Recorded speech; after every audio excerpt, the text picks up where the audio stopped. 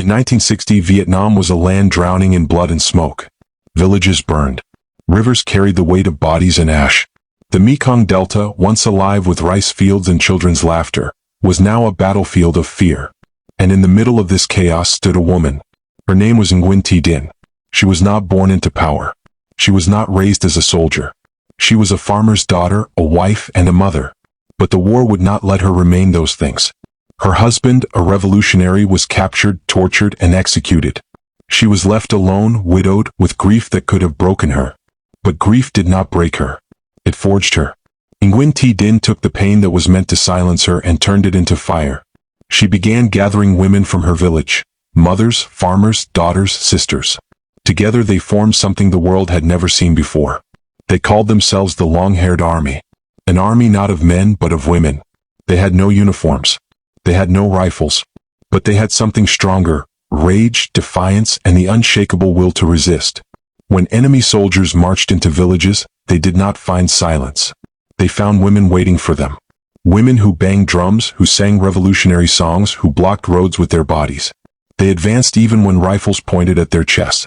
They screamed until the sky itself seemed to shake. And at the center of it all was Nguyen Thi Dinh. Her presence was electric.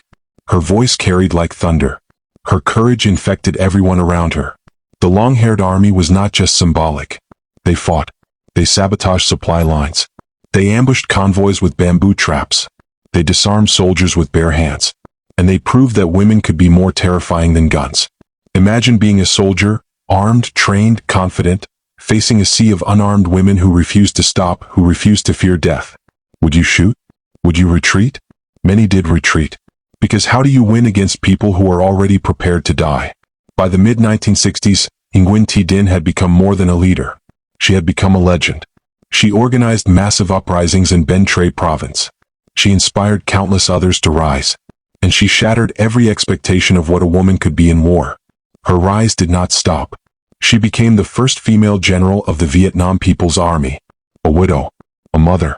Now a general, commanding fear and respect alike. Her story traveled beyond Vietnam, across Asia, across Africa, to every place where people dreamed of freedom.